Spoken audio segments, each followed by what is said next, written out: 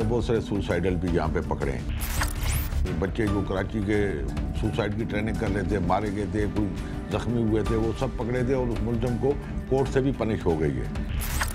Suicidal को रोकना किसी के लिए भी मुमकिन नहीं है, क्योंकि उसके हाथ में ही उसका रिमोट है। कराची की सड़कों पर अब इतना खून बह चुका है कि यहाँ के अवाम से इसका हिसाब लगाना भी मुश्किल है। जहाँ तक हुकूमत और कानून नाफिज करने वाले इदारों का ताल्लुक है तो वो एक तवील अरसे से इस हिसाब किताब से जान छुड़ाए बैठे हैं। लेकिन इस दौरान इस गमज़दा धरती के कुछ ऐसे बेटे भी थे जिन्होंने कराची की गलियों में बहने वाले खून का हिसाब करते करते अपना खून भी इसमें शामिल कर दिया और दहशतगर्दी की आंखों में आंखें डालकर हमेशा के लिए अमर हो गए। हमारे बहादुर सपूत चौधरी असलम भी उन्हीं में से एक थे जिन्होंने अपने काम से इतना इश्क किया जितना कोई अपनी जिंदगी से करता है, मगर जिंदगी ने उनसे वफा ना की और उन्हें मंजर आम से हटाने वाले अपने मजमूम इरादों में उस वक्त कामयाब हो गए जब वो कुछ दहशतगर्दों की जिंदगियों का खात्मा करने के बाद किसी नए महाज पर रवाना हो रहे थे। इस हादसे से कबल उन्होंने हमारे साथ जो गुफ्तगू की थी, आइए उसे दोबारा सुनते हुए हम इस बहादुर ऑफिसर को एक बार फिर खराज अकीदत पेश करते हैं। ये गुफ्तगू रेड बुक के सिलसिले में थी जिसमें तमाम दहशतगर्दों का रिकॉर्ड दर्ज होता है, मगर जब उनकी ज़ाती ज़िंदगी के सिलसिले में उनसे सवालात किए गए तो उन्होंने इंतहाई शाइस्तगी और तहम्मुल से उनका भी जवाब दिया जिसमें कोई हेर फेर शामिल ना था। यहाँ तक कि उन्होंने ये भी बताया कि इश्तिहारी मुल्ज़िमान को पकड़ने के बाद उन्हें कितनी रकम मिली थी। इंतहाई अफसोसनाक बात यह है कि इस इंटरव्यू के सिर्फ एक ही हफ्ते बाद वो दहशतगर्दी का निशाना बन गए।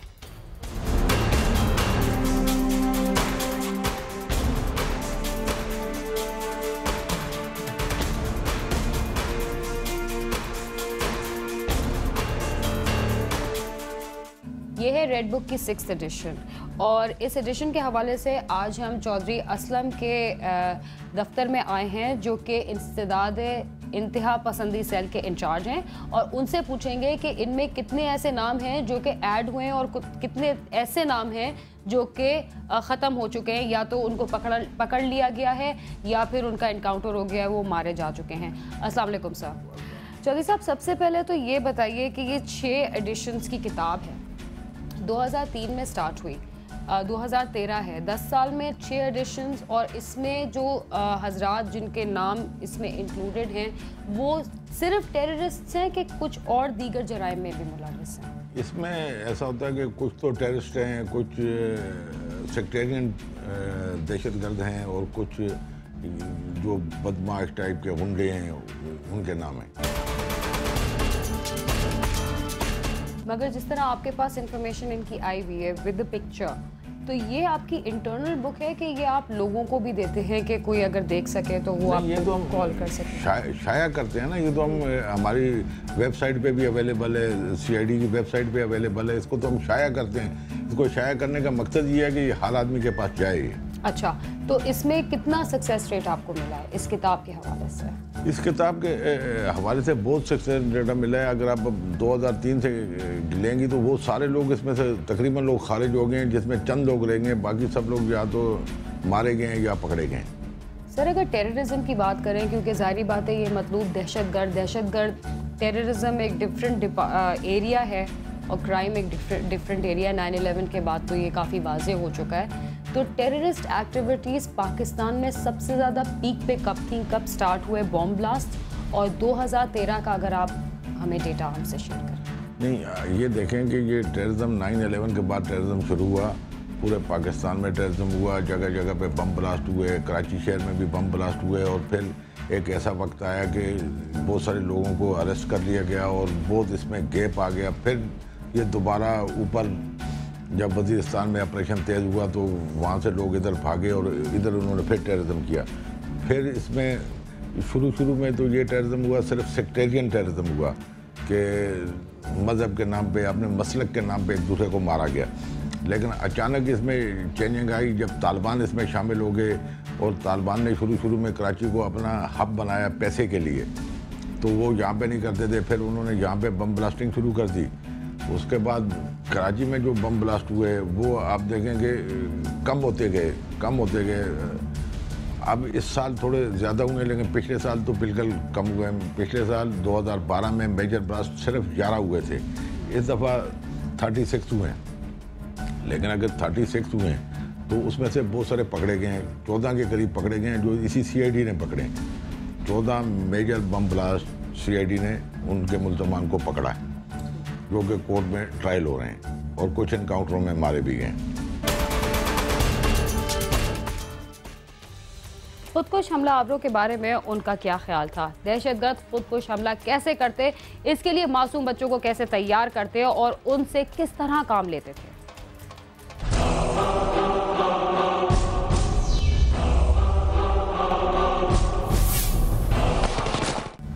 सर, जो बॉम्ब ब्लास्ट के हवाले से एक सवाल जो जहन में आता है वो ये आता है कि पाकिस्तान में जब ये टेररिज्म आया, पहले जो ब्लास्ट करने वाले जो क्रिमिनल एलिमेंट्स या टेररिस्ट थे उनका मोडस ऑपरेंडी डिफरेंट था। उसके बाद हमने देखा कि उन्होंने खुदकुश हमलावर तैयार किए, तो उसमें CID या पुलिस को कितनी दिक्कत होती है लोकेट करने में और किस तरह उनके ये सारे नेटवर्क्स चलते हैं? देखें, ऐसा होता है कि जो लोग जब भी कोई सुसाइडल आता है, हमने बहुत सारे सुसाइडल भी यहाँ पे पकड़े हैं, और जो आदमी सुसाइडल बमिंग यहाँ कराता था और यहाँ से लेके जाता था लड़कों को, वहाँ पर उसका नाम था रज़ाक एलियस उमर।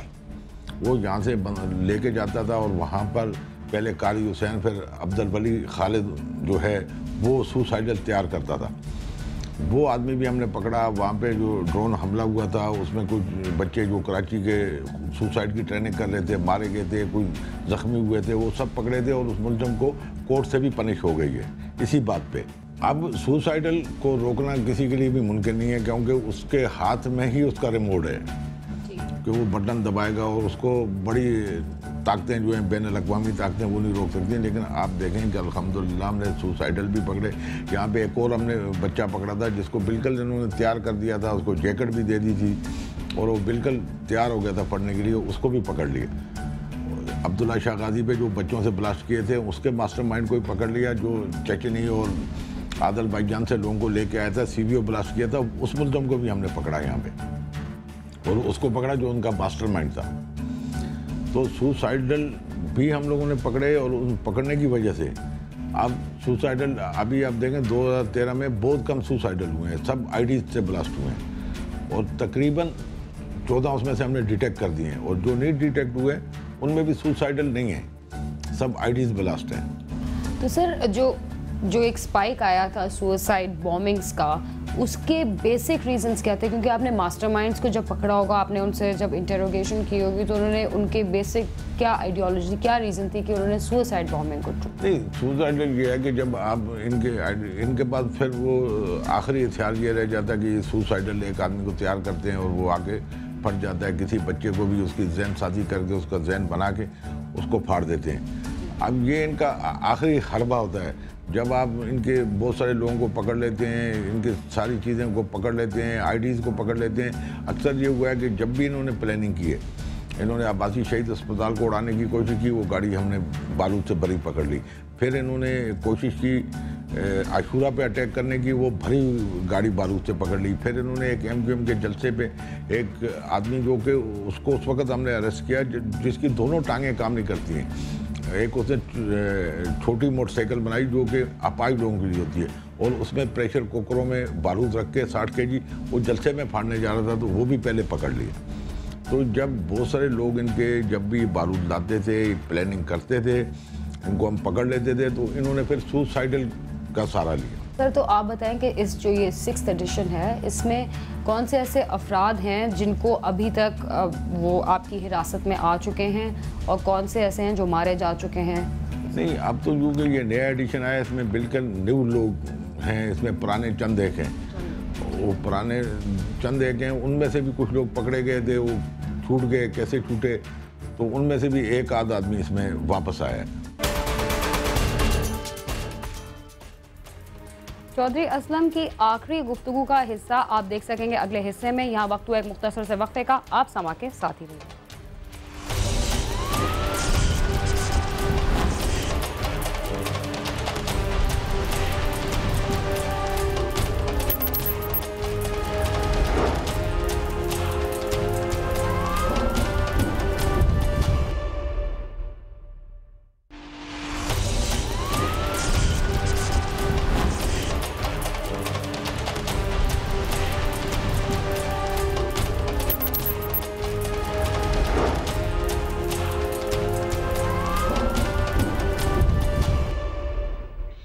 प्रोग्राम में एक दफ़ा फिर खुशामदीद कहते हुए नाजरीन, हम चौधरी असलम से की गई आखिरी गुफ्तगू का सिलसिला एक दफ़ा फिर शुरू करते हैं। थोड़ी सी डिटेल्स बता दें कि 2003 से जो ये बुक आपने शाया करना शुरू की है CID ने, कितने ऐसे टेररिस्ट हैं जो बहुत मशहूर ज़माना या बदनाम ज़माना टेररिस्ट हैं जो पकड़े गए या मारे गए, उनकी थोड़ी सी अगर हमें डिटेल्स। ऐसे तो अभी गुल हसन मारा गया, अभी रिसेंटली हमारे साथ इनकाउंटर में मारा गया, वो मेन आदमी था। ऐसे ही एक गुल असलम था, वो मेन आदमी था जो उसने अब्बास टाउन में का मास्टर माइंड था।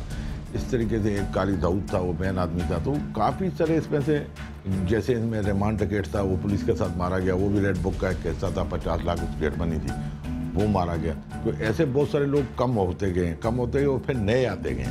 सर, आपके घर में भी ब्लास्ट हुआ था, CID के ऑफिस में भी ब्लास्ट हुआ था, तो उन टेररिस्ट्स को आप लोगों ने पकड़ लिया? कुछ उनके बारे में तफसीलात। जो हमारे घर पे ब्लास्ट हुआ था, जो CID सेंटर पे हुआ था, उनको हम लोगों ने बिल्कुल लोकेट कर लिया था। उनमें सिर्फ मास्टरमाइंड रह गया, बाकी हमने सारे पकड़ लिए।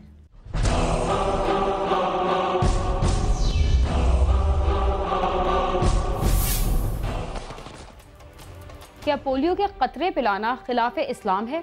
चौधरी असलम ने इस बारे में क्या कहा था?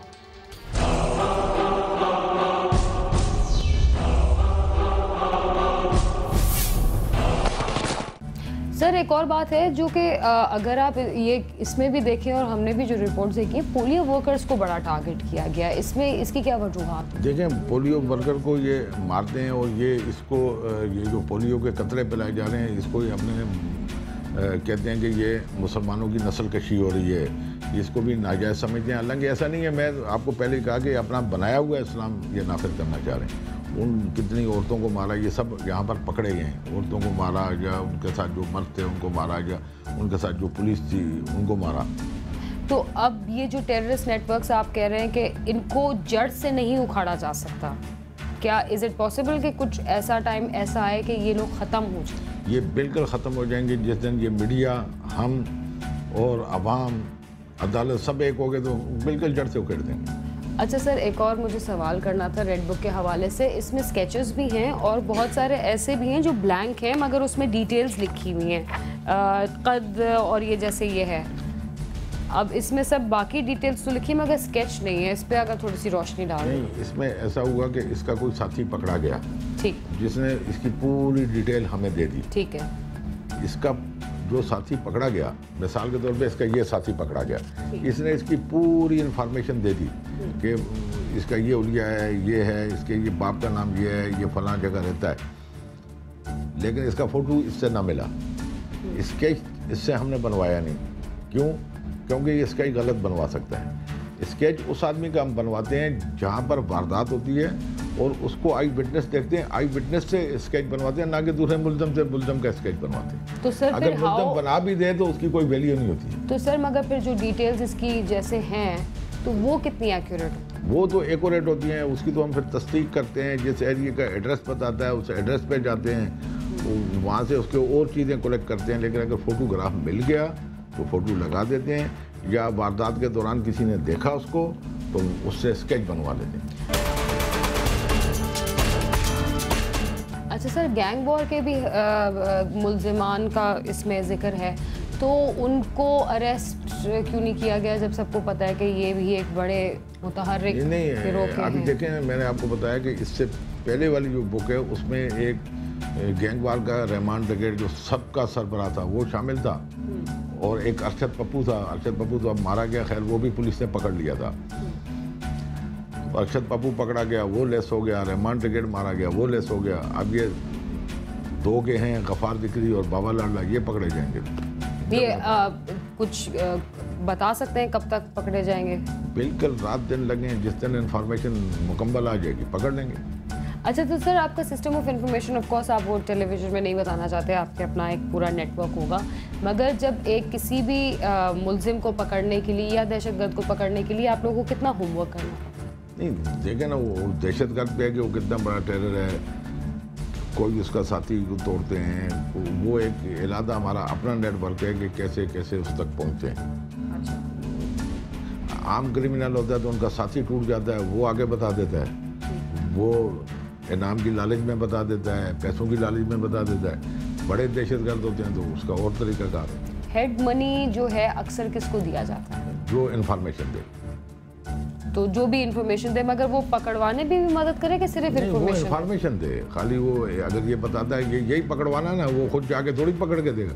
वो बोलता है कि यहाँ पे बैठा है गार्डन के अंदर, तो फलां और सर मकान जब तक आप गार्डन पहुंचे, अगर वो कहीं उधर से मूव हो गया, फिर मूव हो गया तो वो तो फिर पता चल जाता है ना। एकदम तो उसके कहने पे हम भी नहीं चले जाते। अच्छा, और सर आपको कितने अब तक हेड मनी मिल चुके हैं?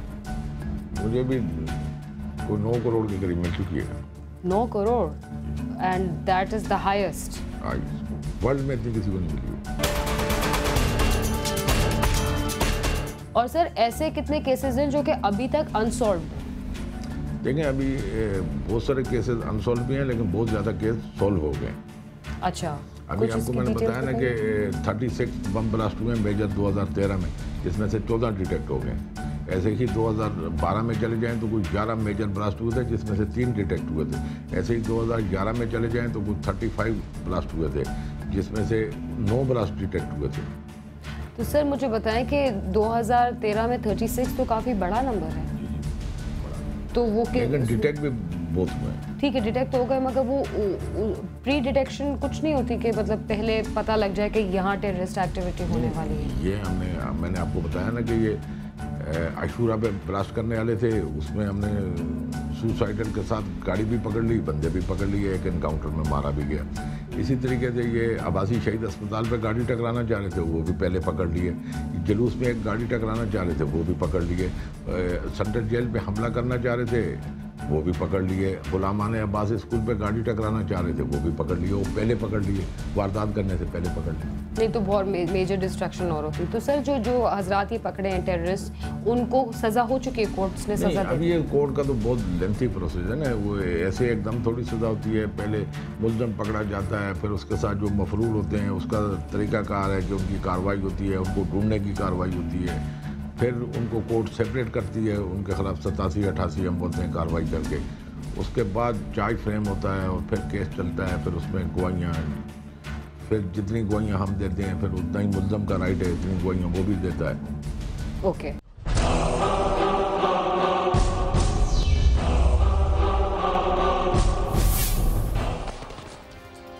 चौधरी असलम की शहादत पर जहां मुल्क भर की अहम शख्सियात ने दुख का इजहार किया, वहां उनके साथियों और रिश्तेदारों के लिए भी ये दुख की घड़ी थी।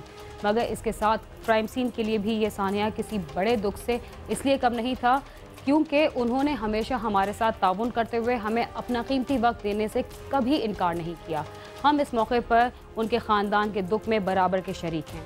इसके साथ ही क्राइम सीन अपने अख्तिताम को पहुंचता है। अगर आप हमसे रब्ता करना चाहते हैं तो हमारा पता है cs@sama.tv। इसके अलावा फेसबुक और ट्विटर पर भी हमसे रब्ता कर सकते हैं। बीना खान और क्राइम सीन की टीम को इजाज़त दीजिए और देखते रहिए समा।